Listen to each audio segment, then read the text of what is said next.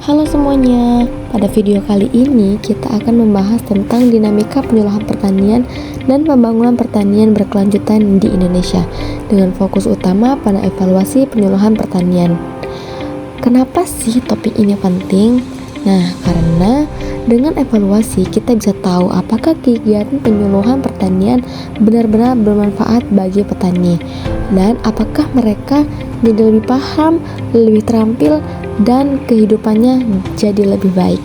Nah, menurut para ahli pertanian seperti Mardikanto, evaluasi penyuluhan adalah kegiatan untuk menilai apakah penyuluhan yang dilakukan sudah sesuai dengan tujuan yang direncanakan.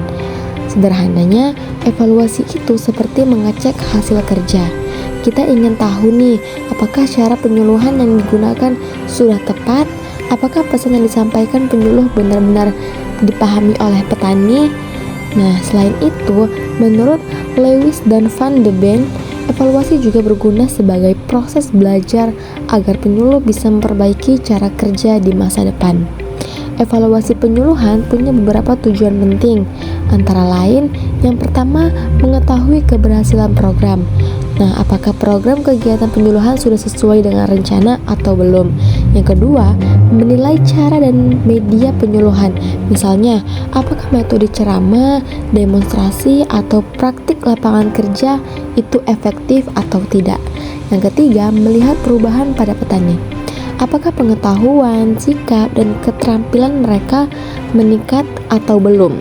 Nah, yang keempat, memberikan masukan agar kegiatan penyuluhan berikutnya bisa lebih baik lagi. Jadi, evaluasi itu seperti cermin, supaya penyuluh bisa melihat apa yang sudah bagus dan apa yang masih perlu diperbaiki.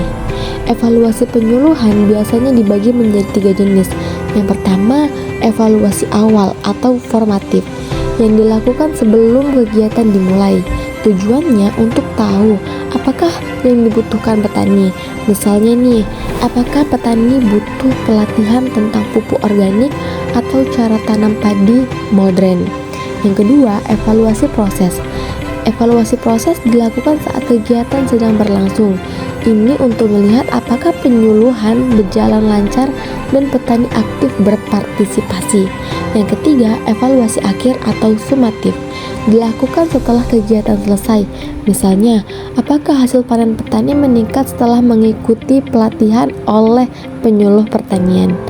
Tahapannya meliputi merencanakan evaluasi, mengumpulkan data, menganalisis hasil, membuat laporan, dan menindaklanjuti hasilnya.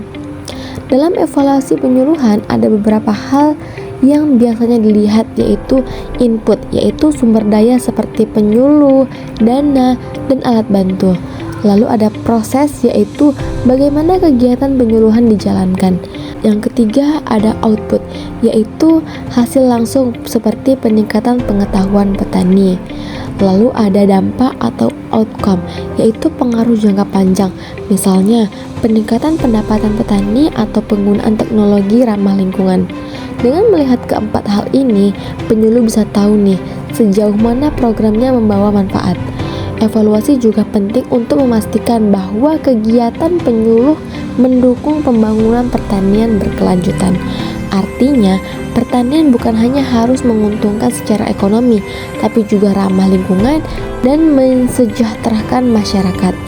Jadi, hasil penyuluhan yang baik bukan hanya membuat hasil panen meningkat, tapi juga membuat petani lebih mandiri dan menjaga alam agar tetap lestari. Sekarang, banyak penyuluhan juga memanfaatkan teknologi digital atau cyber extension supaya evaluasi bisa dilakukan lebih cepat dan hasilnya lebih akurat.